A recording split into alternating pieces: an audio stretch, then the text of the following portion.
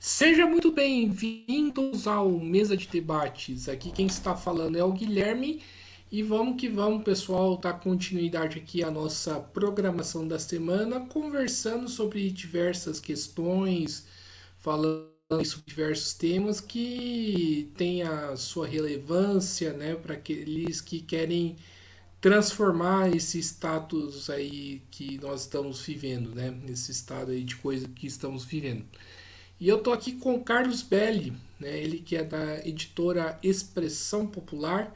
Vamos conversar um pouco aí sobre, né, livro, né? O que a Expressão Popular sabe fazer muito bem, né? E um pouco da editora, né? E falar um pouco até mesmo, né, do chamado mercado, né, literário, digamos assim. Então sem muita enrolação, peço aí pro Carlos falar um pouquinho dele antes da gente começar. Um bom dia, companheiros, companheiras. Sou grato ao convite, Guilherme. Obrigado. É sempre uma temática importante, oportuna a gente falar do livro, né? Algo que já está virando meio que dinossauro nos períodos atuais, né? Você falar de algo que tem uma trajetória, né?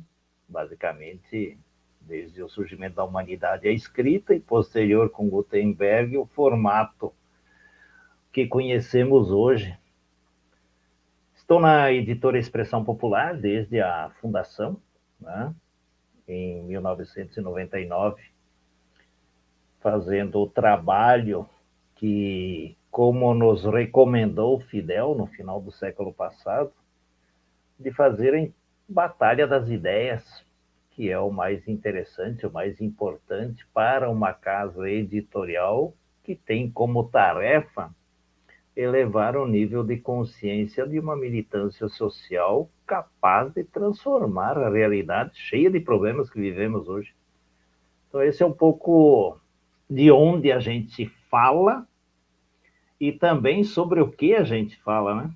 Nós estamos falando de uma casa editorial diferenciada, embora a gente tenha muitas co-irmãs, né, que publicam livros críticos, mas eminentemente não somos uma casa mercadológica, no sentido padrão de mercado, que sobrevive com seus best-sellers, suas questões associadas ao mundo moderno. E à disposição, Guilherme. Pode, espero que a gente possa contribuir, mas estou aí tranquilamente contigo.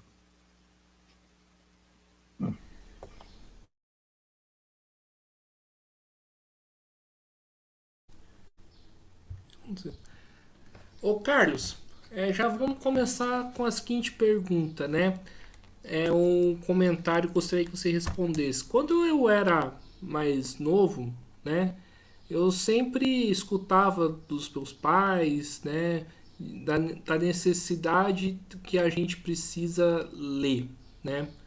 Só que hoje, quando eu vou nas livrarias tradicionais, principalmente aqui na minha cidade, e eu vou ver os livros de política, tá uma certa depressão quando eu vejo, né, a estante. Por quê?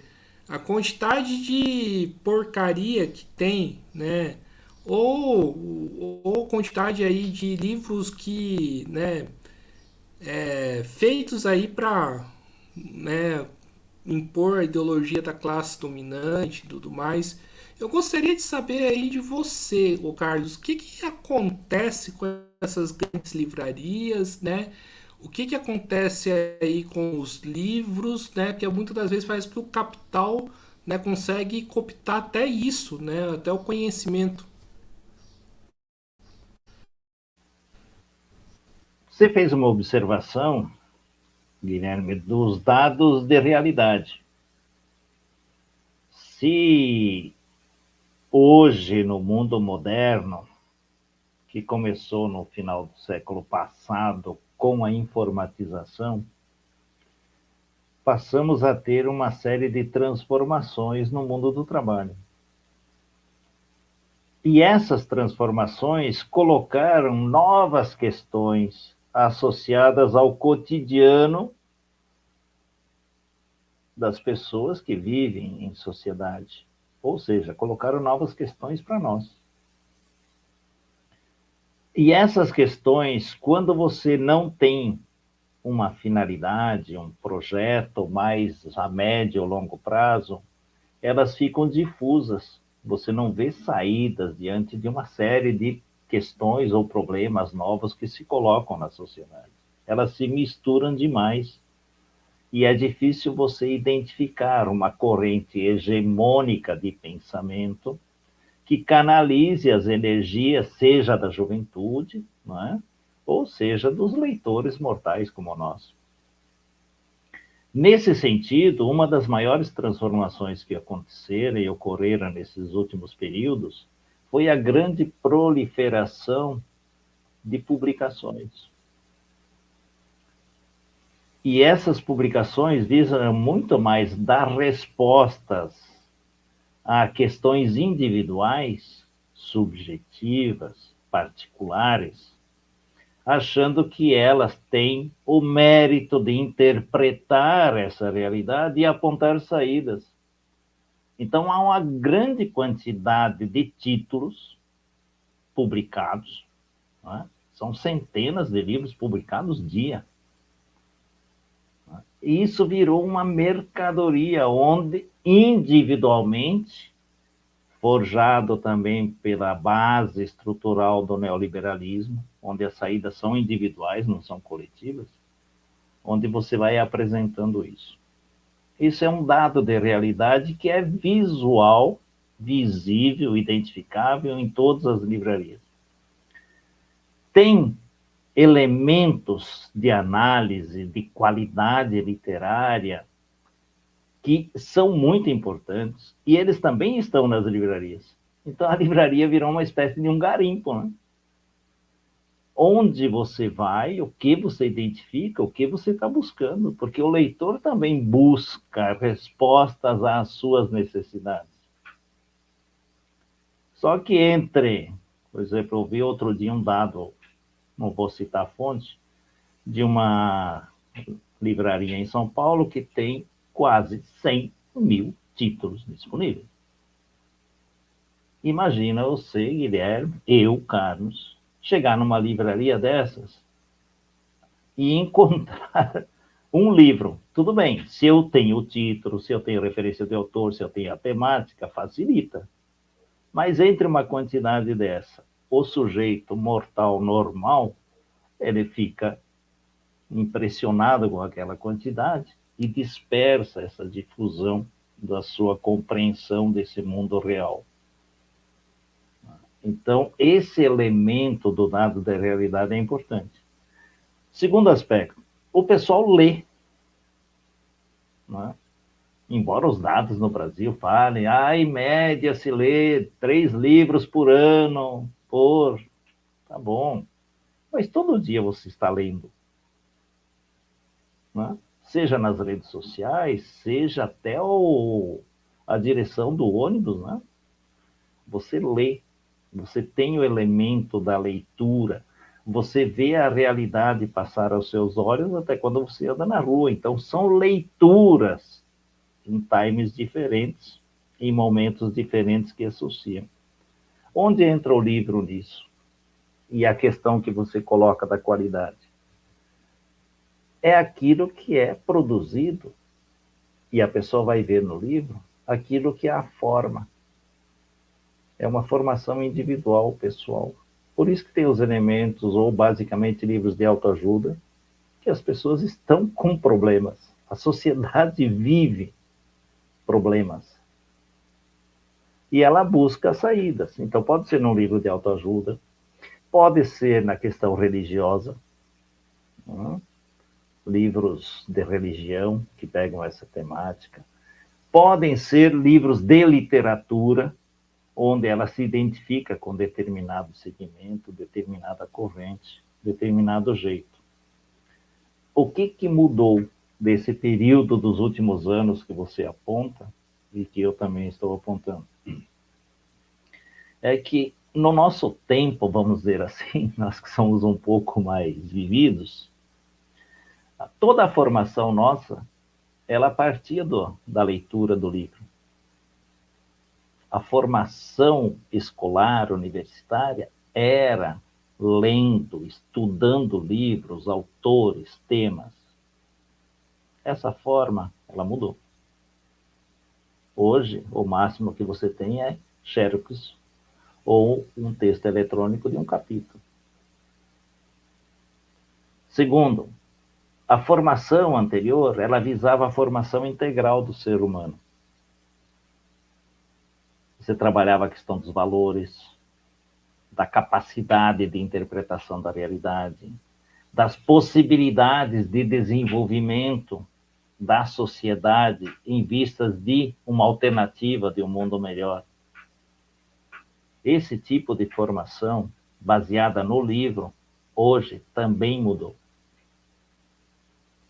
Então você vê a busca de alternativas de saída e isso que você visualmente encontra no segmento do mercado formal do livro, que é essa imagem que você traduziu.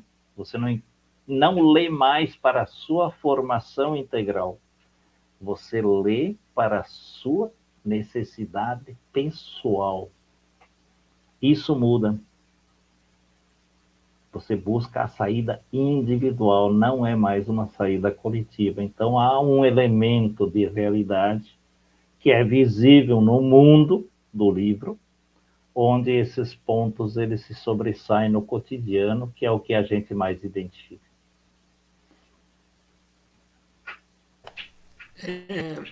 Perfeito, Carlos. E Carlos, aí eu, em cima disso, eu faço uma outra pergunta, né? O que fazer perante isso, né? Eu já fiz essa discussão, né, com várias outras pessoas. Aí muita gente fala, mas Guilherme, você não pode, né, proibir, né, de que as pessoas tenham acesso aos livros. De fato é verdade, mas de outro fato, né, é, a concorrência, por exemplo, para a expressão popular, para essas editoras que fazem esse tipo de livro, né, é uma concorrência desleal, né? Eu até comparo mesmo com o Mesa de Debates com outros podcasts, né? Seja podcasts tradicionais ou seja podcasts de direita que, né, tem um aporte financeiro muito maior que a gente tem, né? Aí a pergunta que eu faço é: o que fazer, né, perante isso, esse cenário, Carlos? Vamos nessa linha de identificando e ajudando a gente a aprofundar alguns aspectos. Nesse cotidiano que nós vivemos, no Brasil, você vai encontrar em torno de 3.000 livrarias, os últimos dados que temos, numa população de mais de 200 milhões de habitantes. Você tem uma grande produção de livros lançados todo dia. Você tem essa situação toda associada a um mundo que vive em crise, onde a perspectiva de uma transformação ela não está colocada. Você produzir livros críticos hoje, você fala para um pequeno segmento da sociedade. Mas que é o segmento que você acredita que vai e possibilita fazer uma transformação mais profunda do todo. É o velho trabalho de base que a gente fala, que a gente compartilha, que a gente vê, e vai muito pelas indicações. Então, nesse processo, nessa identificação, nós enfrentamos um problema que ele é maior na sociedade. E isso vale não só para a expressão popular, isso vale para partidos, para sindicatos, para organizações, para movimentos. Qual que é? Nós vivemos uma derrota política, ideológica na sociedade. Essa é uma marca do nosso tempo. quais são as experiências de futuro que hoje apresentam alternativas para que a sociedade se mova em torno de um projeto? Nós não identificamos. Teoricamente, até apontamos, olha, a necessidade de um projeto popular para um país, a necessidade de um aprofundamento de determinadas situações, nós temos problemas estruturais, nós temos, né, por exemplo, problema da terra no Brasil, problema da moradia no Brasil, problema do transporte na cidade, da saúde. Nós temos os grandes temas identificados, que são os problemas que nós vivenciamos no cotidiano. A partir deles, nós temos uma base teórica também que foi interpretada, que é o acúmulo daquilo que, nas lutas sociais, políticas, na história da humanidade, foi se acumulando. Primeiro, a história não é estática, ela está em constante movimento. Segundo, ela vive de contradições. No termo clássico, vamos dizer assim, nós vivemos uma luta de classes intensa, de disputa de ideias, de projetos, onde a ideia majoritária da classe dominante, pelos meios de comunicação, pelos livros, pelas relações sociais do cotidiano, pelos estímulos, pelas redes sociais, difunde um projeto que é hegemônico para essa parcela da sociedade. E aí, para dar um exemplo assim bem concreto, né, que está na boca hoje, né? Como que surge ou surgiu aqui no Brasil um governo Bolsonaro? Como que surge na Argentina um governo Milei? São objetivos, são pontos onde a sociedade não identifica saídas coletivas. Seja nas formas de luta que desenvolvem, seja nessa trajetória histórica que a gente desenvolve e tal. Então você vai por um mundo que ele é apolítico. E aí é que está a dificuldade. Você vive numa derrota política ideológica, onde aquelas questões que você aponta, que você materializou em livros, por exemplo, a Expressão Popular já publicou mais de 700 títulos. Temos em torno de 400 títulos em catálogo, que são bons livros de fundamentação política, teórica, na área de humanas. Livros de formação integral, de um novo tipo de ser humano, de um novo jeito de ser, de viver, de estar inserido na sociedade. Essa temática, ela dialoga com um pequeno núcleo. As redes sociais, hegemônicas no pensamento liberal, neoliberal, ultraliberal, acho que não existe o ultra, né? Mas o neoliberal, a gente sabe o que é, ele te combate todo dia, porque ele aponta as saídas individuais, ele encobre os problemas do cotidiano, você não vê qual é o problema real que está colocado, que está fundamentando o seu trabalho, as suas questões, o seu dia a dia. Ele exalta eminentemente a saída individual, é o individualismo que se coloca, e a salvação, a saída também é individual, não é mais coletiva. E ele criminaliza os que fazem a luta coletiva. Então, nessas contradições da luta política e ideológica que a gente vive, é que o livro ele se transforma num instrumento que, ao tentar dar esse suporte, ele também reflete aquilo que na sociedade está colocado. O tema do livro crítico, ele se coloca para um pequeno segmento minoritário. Isso é importante entender, compreender. E é importante entender e compreender, porque a partir disso você consegue identificar as possibilidades de saída. Você vai colocar os novos temas a partir de uma leitura mais coletiva, a partir de um maior acesso a esse tipo de literatura. É aquilo que o velho Marx falava, as ideias hegemônicas são as ideias da classe dominante. Por outro lado, quando as ideias críticas se transformam concretamente em movimento social, em possibilidade de transformação social, aí as massas avançam. Esse foi o período das grandes revoluções. O que o Hobsbawm coloca, tem períodos que você tem avanços significativos no desenvolvimento da sociedade. Tem períodos que você retrocede porque você é derrotado. É um pouco o velho lema, né? Lutar, vencer, cair, levantar, lutar, vencer, cair, levantar. Às vezes a gente transfere para o beber, cair, levantar, né? O cotidiano nosso que fica nessa situação mais delicada nesse momento. Então é nessa compreensão que a gente se coloca.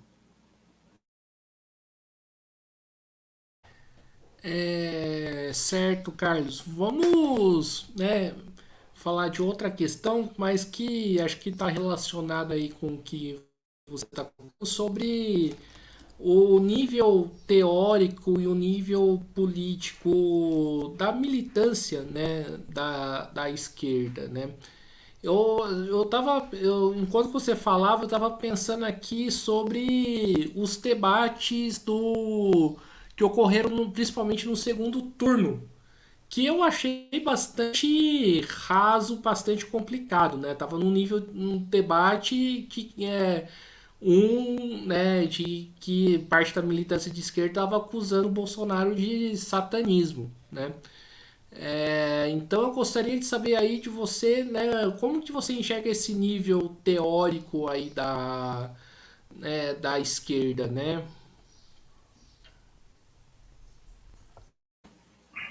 Pergunta é uma provocação interessante. Primeiro, são vários jeitos ou formas do desenvolvimento da consciência da militância social. Uma das formas é o acesso aos bens culturais produzidos pela humanidade de maneira crítica, que explicam com densidade teórica, com argumentos teóricos, o funcionamento da sociedade. É você pegar, por exemplo, a obra clássica do Marx, e ele diz, olha, o modo de produção capitalista funciona assim, assim, assado. Assim como você pegar obras, a parte filosófica, que vão discutir as ideias e vão mostrar como que as ideias, as questões, ou as grandes questões da humanidade foram colocadas, desde os clássicos gregos até a atualidade. Então, sempre na história da humanidade, os movimentos a partir de problemas concretos colocados geraram determinadas soluções que levaram ao avanço ou foram derrotados. Tem sociedades que acabaram, tem sociedades que se desenvolveram.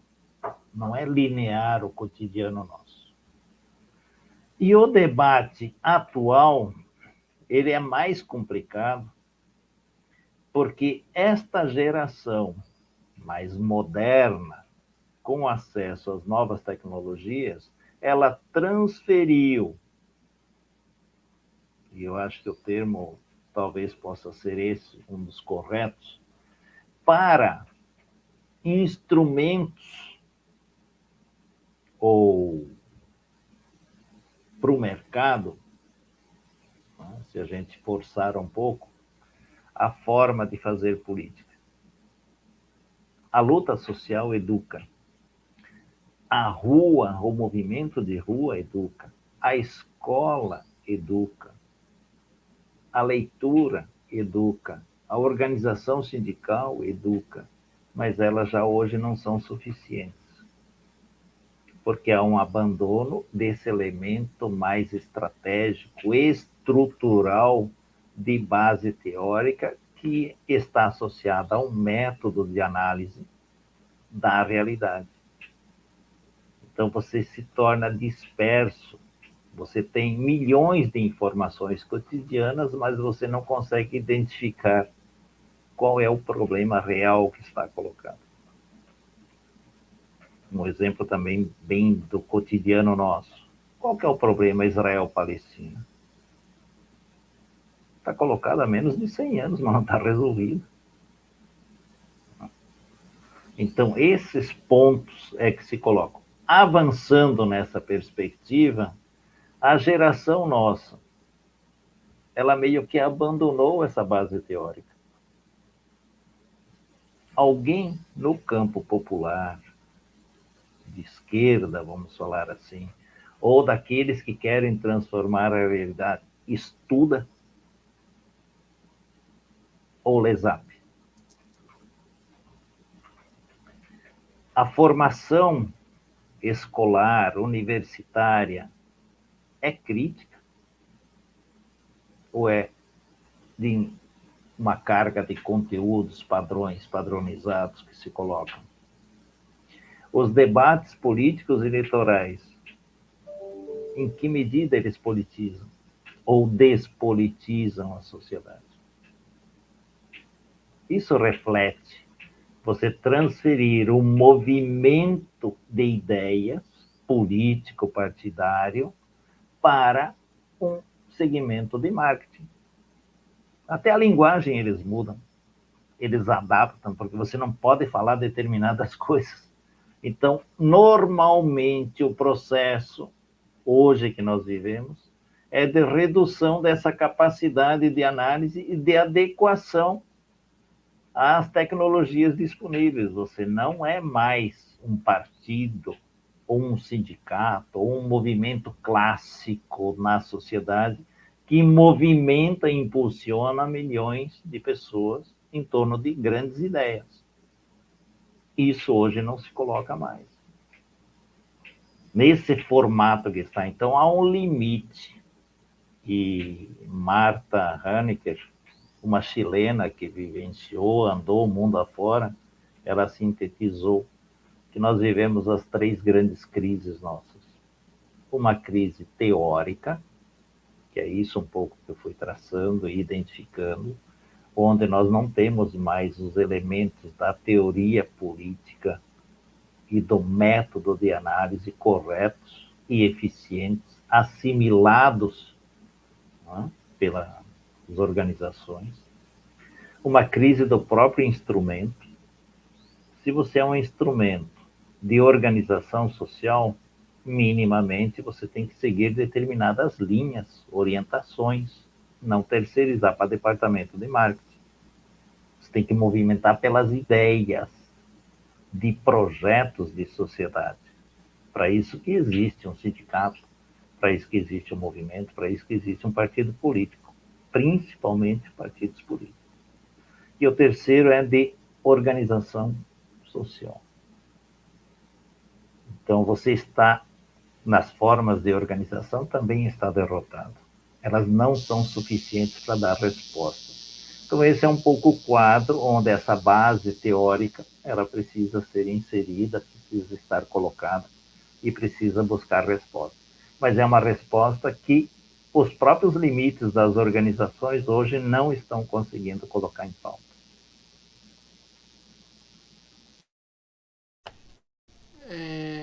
Certo.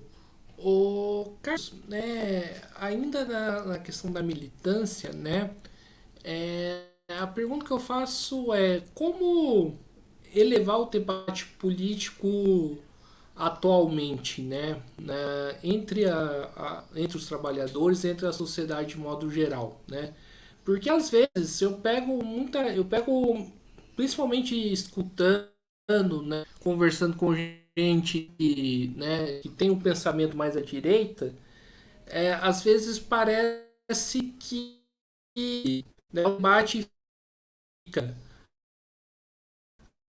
Ah, você viu que o Flávio Dino se encontrou com sei com quem? Você viu como que. Você viu o Alexandre de Moraes?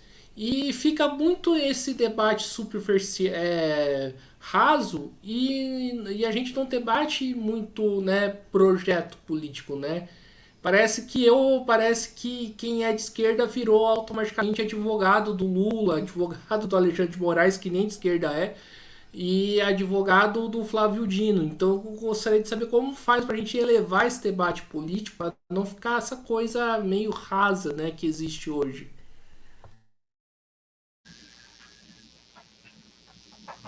Bons exemplos de dados de realidade objetiva do cotidiano que nós vivenciamos, né? Esses exemplos que você deu, eminentemente, eles se traduzem em posturas, em situações que toda pessoa hoje, seja nas redes sociais, seja no seu dia a dia, vai estar, pelo próprio bombardeio dos meios de comunicação, ele só visualiza isso. Qual que é a questão principal? Voltar a estudar. E estudar de maneira científica. Qual é a organização popular, social, sindical, política hoje que tem escolas de formação para formar os seus militantes? Formação exige tempo. Você não é um papo online, né? Tipo nós estamos fazendo aqui, embora eles sejam importantes na batalha das ideias, que vai formar um militante, uma liderança que vai eminentemente ler a realidade, identificar os grandes pontos, transformar isso em propostas concretas de ações, de intervenção, de lutas com método e fazer a mobilização social. Então, nós estamos discutindo, na sua pergunta, qual é o militante social que nós estamos formando ou que nós queremos formar. Se você olha no genérico, né, ou no geral, são poucos ou quase nenhum movimento que faz efetivamente formação de quadros. O velho termo clássico utilizado pelas organizações. Você imagina uma organização que não tem suas lideranças. É como você não ter uma estrutura óssea que sustente o teu corpo. Você tem uma geleia, uma gelatina, uma areia movediça. Ela não é estruturante de uma sociedade. Então, a primeira questão que se coloca na sua pergunta é a necessidade de você ter cursos de formação de militantes, de lideranças, de quadros. Essa parte foi abandonada pelas organizações nesses últimos 15, 20 anos. São raros os exemplos que a gente tem que se colocam, né? Ou que se desdobram e colocam esforços e recursos para a formação política de lideranças de quadros. Segundo, esse quadro ele tem que estar e agir no seu local de vivência. Não adianta nós pegar o parlamento lá e fazer um curso com o parlamento. Vai ficar discursando lá no parlamento. Eu preciso de pessoas que organizem a comunidade, a sociedade, no seu local de residência, no seu local de moradia, no seu local de trabalho, nas proximidades onde ele vive. Aí você cria corpo, aí você massifica as suas ideias. Então, nós temos eminentemente um problema político, que é de compreensão, de abandono da parte da formação política e ideológica por parte das organizações, e temos um problema de método, que nós achamos que o discurso é algo formador e suficiente. Ou que as informações que eu recebo no zap da guerra política e ideológica, pelos exemplos que você deu, são clássicos, né? São suficientes para você fazer isso que você almeja. Não há nenhuma sociedade que se coloca problemas objetivos, com clareza, que não possa ou que não tenha a necessidade de ter os quadros. Você só vai entender, interpretar a realidade a partir do movimento real das questões que se colocam e a partir de uma base teórica. E isso é papel dos militantes de todas as organizações. Esse é o militante do novo tipo. E ele está nesse terreno movediço das redes sociais. Ele está encoberto nessas questões do cotidiano, das informações da grande mídia, e ele não se coloca mais essas grandes questões que estão colocadas para resolver os problemas concretos do povo. Então, esse é o problema que está colocado.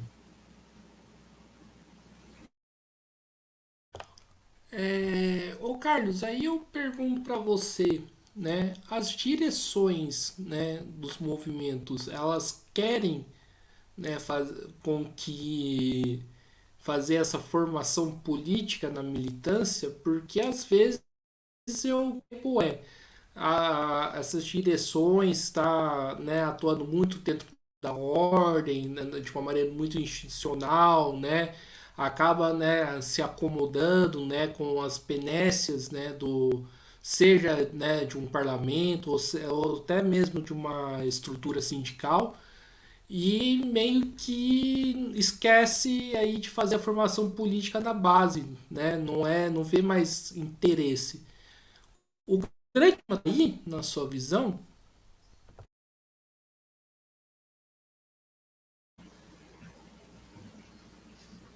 Meu amigo Guilherme, é difícil a gente falar de modo mais genérico sobre o todo, né? Porque em todos os lugares eu acho que essa questão se coloca. Se a gente diz que há, onde as pessoas estão, um elemento burocratizado que nega a possibilidade do processo, nós também estamos fechando. Então é mais fácil a gente acreditar e talvez colocar a perspectiva e a pergunta numa outra perspectiva. Qual é a força que esses militantes, esses quadros, essas lideranças têm sobre as suas organizações para que interfiram e mudem esses rumos? Porque a estrutura, ela envelhece. Nós já apontamos aqui que nós temos um problema que são da natureza dos instrumentos, que eles não respondem mais às necessidades dos nossos dias. Então, o formato tradicional, parado, ele também envelhece. De onde vem essa energia nova? Dizer que dentro desses instrumentos você não tem mais quem, de certa maneira, coloca as grandes questões e luta por elas, também é equivocado. Então, nós temos que entender a natureza da questão, que ela envolve e ela é mais complexa do que as questões colocadas de uma maneira mais simples ou um tanto linear. Porque o militante hoje é onde que ele está? Ele pode estar na igreja, seja ela assembleia ou não, ou católica ou não. Ele pode estar no sindicato, ele está nos movimentos, ele pode estar nos partidos. Mas essa identificação do militante necessário para a transformação social, ela não é hegemônica na maioria desses instrumentos colocados. Porque também você não é militante se você não está organizado, né? Aí você está na saída individual. Então, necessariamente, para você ser um militante, para você levar o nível de consciência, para você modificar a própria organização, você tem que estar organizado e em luta. Ela que movimenta, ela que apresenta as questões a serem discutidas, debatidas, formas de organização e alternativas possíveis. Então, esse formato atual hoje, ele necessariamente implica numa outra postura necessária. Aonde está a classe trabalhadora hoje? Quantos precarizados tem? Quanto vive nas periferias? Quem acumula o retorno do trabalho, seja ele financeiro ou nas estruturas dos modos de produção? Essa fragmentação da sociedade também exige determinadas situações e determinadas respostas.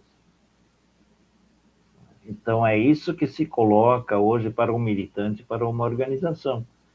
É a partir dessas lideranças, desse núcleo que tem clareza da importância da formação política e ideológica, que pode movimentar as direções para fazer esse tipo de trabalho. Ela não vai se colocar por uma ideia maravilhosa que nós dois podemos ter aqui e achar que é a solução.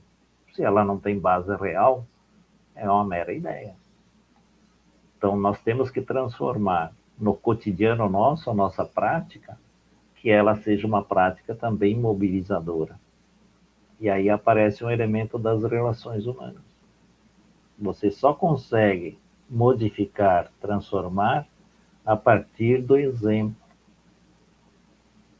a partir da vivência, a partir do diálogo, do tomar o café, do discutir um tema, do buscar saídas, de você estar envolvido nas atividades cotidianas, aí você interfere. Caso contrário, você tem ideias, ideias, ideias, ideias. E aí elas podem não se efetivar. E aí vem a frustração. Então, acho que esse é um dos dilemas que estão colocados, que é sobre como formar, como elevar esse nível de consciência dessa militância, desses instrumentos que nós temos e como interferir objetivamente no cotidiano. Eu lembro do início, né, contar um pouquinho de história, dos anos 80, 90, da abertura política. Nós tínhamos muitas escolas sindicais da oposição sindical.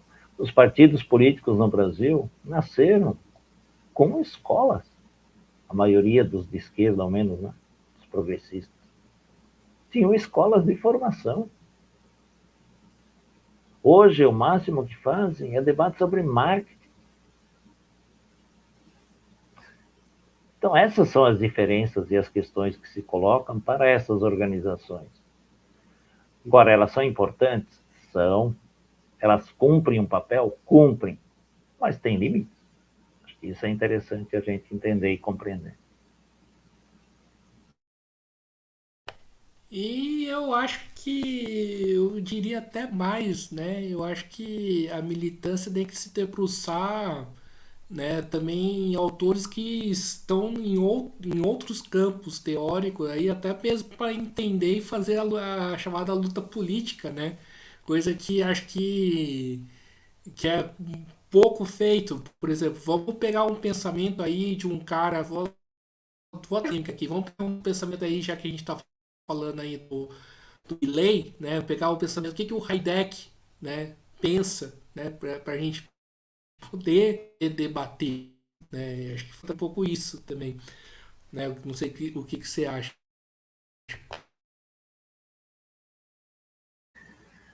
É isso, está nesse quadro das grandes questões, as grandes teses políticas e ideológicas que se colocam. Né? Se você identifica hoje que você tem alguns problemas estruturais na sociedade, quais são as bases teóricas que vão te dar sustentação para essa leitura? Né? Por exemplo, hoje todo mundo, muitos aí estão colocando que nós precisamos organizar as bases sociais periféricas dos explorados, vamos dizer assim, dos pobres, para que eles lutem contra a exploração. Então, é uma linha política bonita, né? E talvez correta de leitura. E ela tem base teórica, porque somente os explorados são capazes de sentir o que é exploração. Ele tem uma vivência do cotidiano que ele sabe o que é ser explorado, o que é ter necessidades, pode não ter consciência, mas a hora que você começa a organizar, ele entende. Segundo, essas formas de luta nossas tradicionais, elas também têm seus limites. Isso a parte teórica já colocou, seja autores, como o que você citou, seja, tem muitos. A classe trabalhadora produziu muitas lideranças e muitos elementos que ajudam na questão da análise. Então, se esses instrumentos, essas formas de luta cotidianas nossas, elas não estão conseguindo dar respostas, nós temos que ser criativos. Isso tem base teórica em todos os clássicos, todos os textos da classe trabalhadora apontam para esses elementos.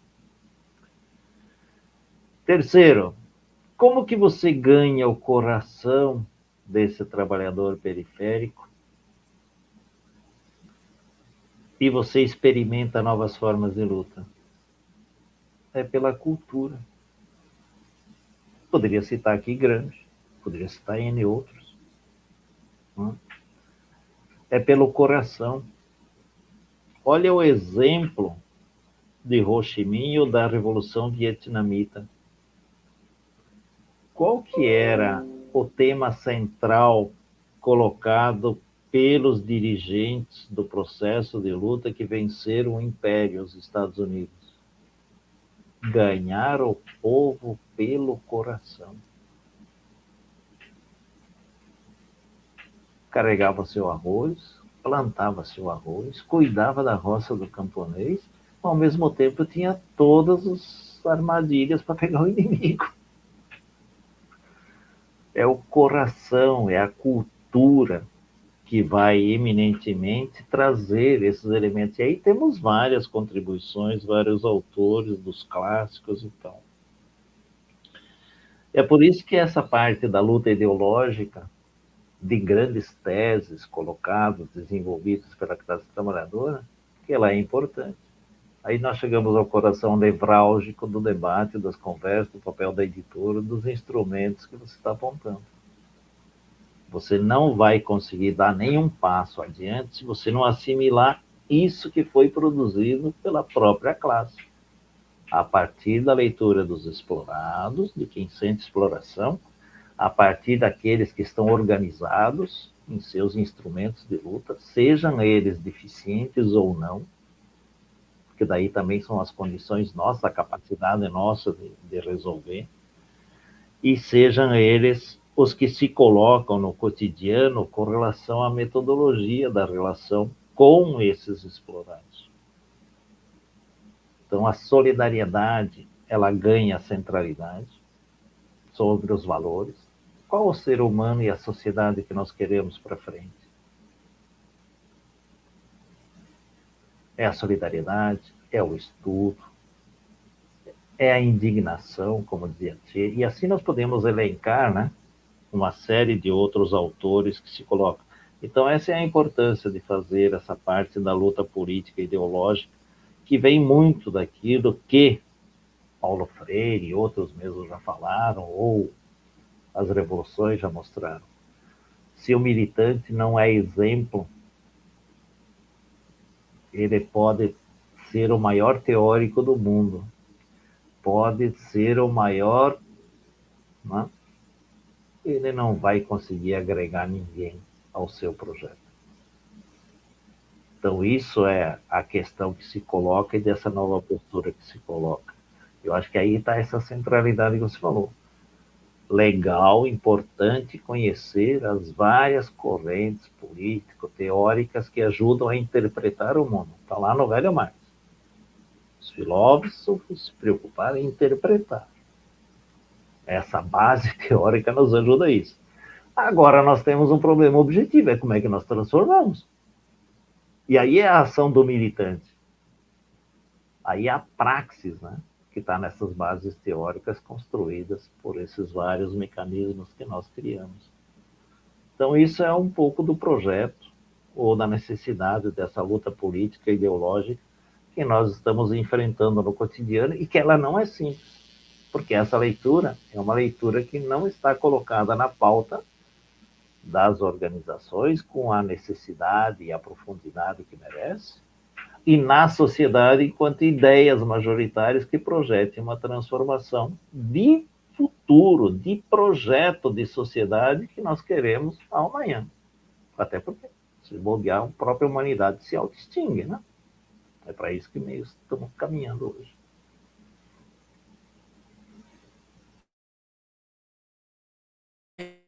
Carlos, o, a esquerda brasileira, da militância, né, aqui do Brasil, ela é muito influenciada, né, pelo petismo e pelo um conceito que a organização que eu fazia parte, né, hoje eu sou independente, falava, né, que é o modo petista, né, de militar, né, que é um modo de que você só pensa fazer tarefas cotidianas de militância e esquece um pouco, né, dessa questão teórica.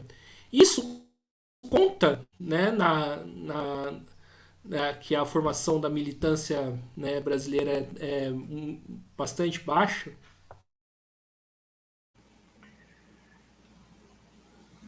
Mais um dado de realidade que você trouxe. Que por mais críticos que a gente possa ser ao modo petista de governar, é o que é hegemônico. Né? Então, esse é o ponto, vamos dizer assim, que você tem que partir. Não basta você ser crítico. Não como é que você interfere para que isso avance, se é que vai avançar. Ou que alternativas de avanço você coloca para fazer essa disputa na sociedade. A sociedade identifica o petismo, né, ou PT, como o principal partido, a principal organização, onde ela acha que ali vai vir as respostas para os seus problemas. Num momento conjuntural como nós vivemos, eu acho que aí, inclusive, houve a soma de forças e de esforços, onde a opção foi, bom, com Bolsonaro se acaba, né? Ou nos acabamos, porque daí vai para as lutas internas, as questões fratricidas que dominam.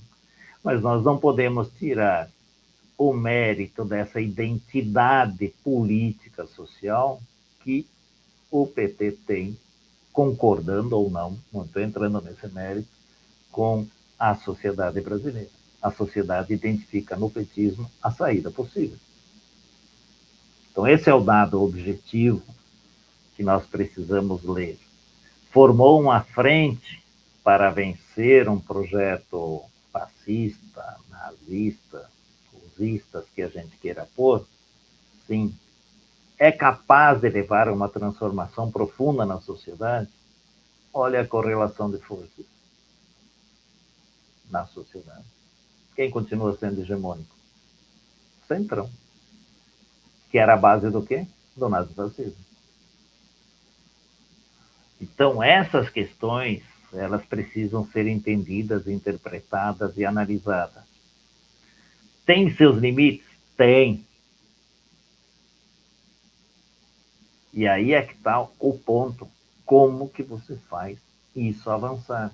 Que alternativas que estão se colocando para que se supere ou que empurre numa forma de um movimento amplo de sociedade para avanços mais estruturais, para mudanças estruturais.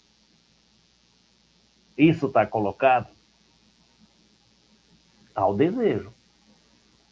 Né? O Gramsci tinha um pensamento que era bem interessante. Otimismo da vontade, pessimismo da razão. Não. Putz, a gente quer. Tá bom, como vontade, vamos. Mas no cotidiano, na hora que você analisa os elementos da realidade, você percebe, puta, tá difícil. E aí alguns, né, jogam para trás. Não é essa a forma, né? A questão é como é que você se coloca, como é que você impulsiona esse movimento para frente. Então é nisso que você tem que fazer a leitura. E aí tem que estar colado com a realidade. Se você não está colado, aí você mantém o velho filósofo lá, né? Tá bom, estamos interpretando o mundo, estamos propondo saída, mas não tem o povo, né? Tá lá na arte da guerra, né? Pô, qual o tamanho do teu exército? Então, né? E para onde que teu exército vai, né? Está conduzindo para que linhas, para que frente de batalha? Quais são as questões que essa militância social vai resolver?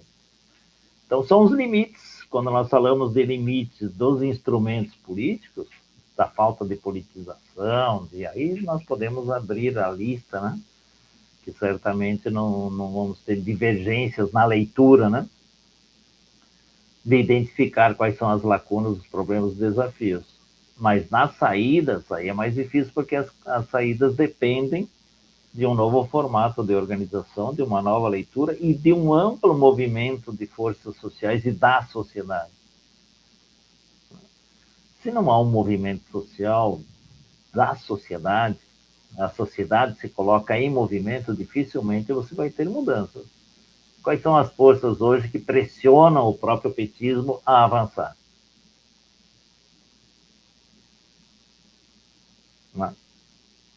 Está difícil de identificar. Os movimentos sociais, populares, têm seus limites. Eles agem na periferia da coisa, né? Eles não estão no centro eles agem nas consequências do capital. Eles agem lá com os explorados, mas eles não são hegemônicos de disputa de projeto na sociedade. Eles não são a força política da sociedade que leve à mudança. Então, essas são diferenças do nosso cotidiano. É, Carlos, a conversa daqui é muito boa, mas a gente vai precisar finalizar. Mas antes da gente finalizar, última pergunta, né? Você falou aí, né, de militância, né? Hoje eu vejo, né, muita gente falando que é militante, a militância, né, muita gente fazendo militância. O conceito militante parece que ficou bastante banalizado, seja pela esquerda, seja para quem quer fora da esquerda também, né? Então eu gostaria que você fechasse essa entrevista respondendo o que é ser militante. Essa é uma pergunta bonita e altamente desafiadora. Primeiro, o militante é alguém que acredita que tem saída. Ou seja, ele tem fé na frente, no futuro. Dá para usar o exemplo do. Agora me fugiu o nome. Sobre a América Latina, sobre a utopia. Para que existe a utopia? É para caminhar. Então, a primeira postura do militante é que ele queira caminhar, que ele acredite que tem uma alternativa, uma saída. Segunda característica desse militante, que ele fique indignado diante de todas as situações de injustiças do cotidiano. O militante é eminentemente um ser indignado.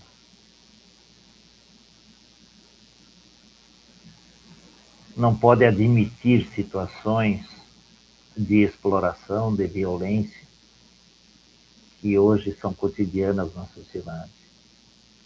Ele deve ser eminentemente inquieto, estar em movimento. Ele deve ser eminentemente um ser solidário. Solidário no sentido de caminhar junto, de dividir aquilo que se tem, mesmo que passe necessidades.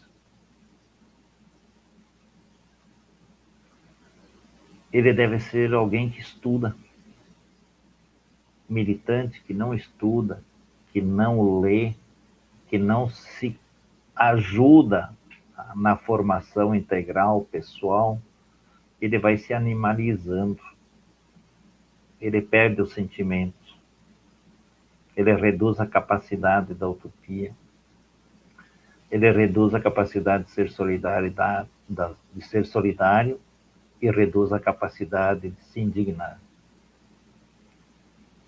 Ele deve ser eminentemente um ser inserido num contexto social, do local de moradia, do local de trabalho. Militante que não tem inserção na comunidade, não tem organicidade com a comunidade, que não esteja junto com a comunidade, ele anda sozinho. Ele só vai ser militante como a comunidade toda andar com ele, ou a maioria da comunidade andar com ele. Então ele é um ser que vai ser universalizado. E vai se universalizar a partir do movimento real do lugar onde ele está vivendo. E nunca abandonar a necessidade da luta social. É ela que vai fazer a diferença. A luta social transforma, muda, modifica o jeito de sobrevivência, o jeito de viver, o jeito de se reproduzir da sociedade. Ela é o grande mecanismo da transformação social. O jeito de lutar vai depender das contradições que estão colocadas. As formas da luta também vão depender das condições que se colocam, mas só a sociedade em movimento é que vai ser. E ele é, então, esse fermento, esse motorzinho desse movimento da sociedade. Isso seria o militante da nova sociedade, o militante de um novo projeto político, o militante socialista, se a gente quiser dar esse nome, ou o militante revolucionário também, se a gente quiser dar esse tipo de designação. Com estudo, com prática social, com inserção social, com valores. Oxalá a gente dê passos significativos e ajude a sociedade a encontrar grandes saídas para os seus desafios colocados hoje.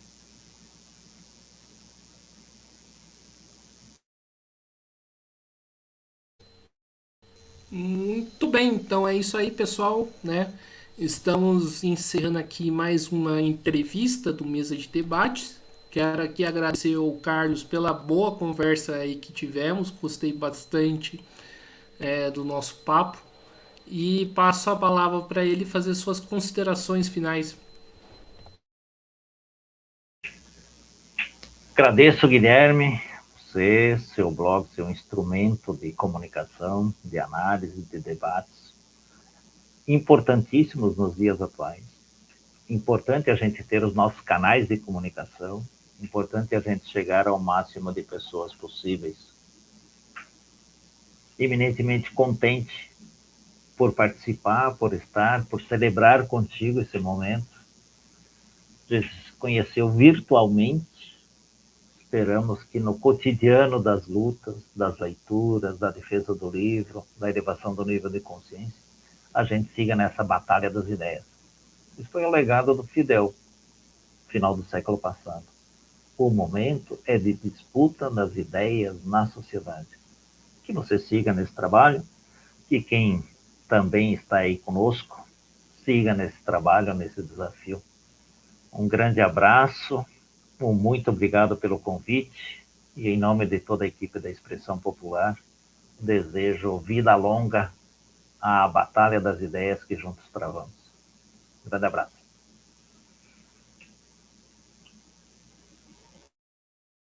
É isso aí. Agradecendo aqui as palavras do Carlos, né? A participação dele, né, sua aí que acompanhou até aqui. Se inscreva no canal podcast Mesa de Debates de Tudo Um Pouco. Acompanhe o nosso trabalho, curta, compartilhe, comente os nossos materiais, entrevistas, matérias, né, que produzimos.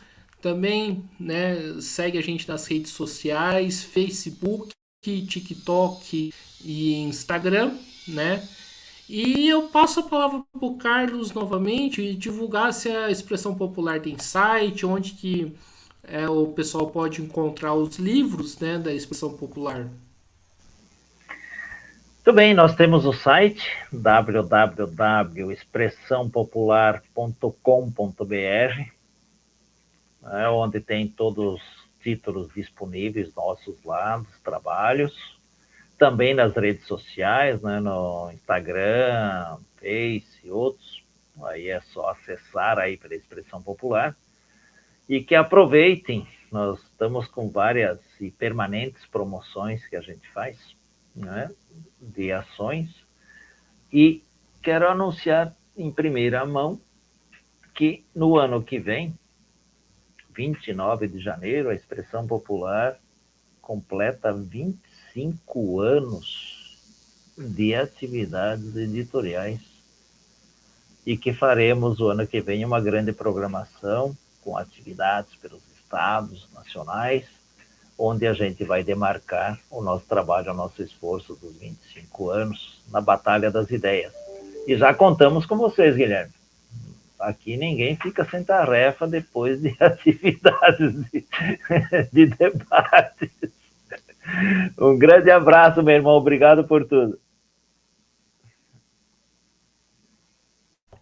Então é isso aí, né? E lembrar aqui também que nós temos o Pix 385-007-02800, né? Um CPF. Lembrando que nós somos uma mídia independente, não recebemos aí dinheiro do capital privado nem, né, do Estado. Então por isso aí é a forma de autofinanciamento. E também temos o nosso Padrim, que é o www.padrim.com.br/podcast Mesa de Debates. Então é isso aí, pessoal. Por hoje é só. Forte abraço a todo mundo e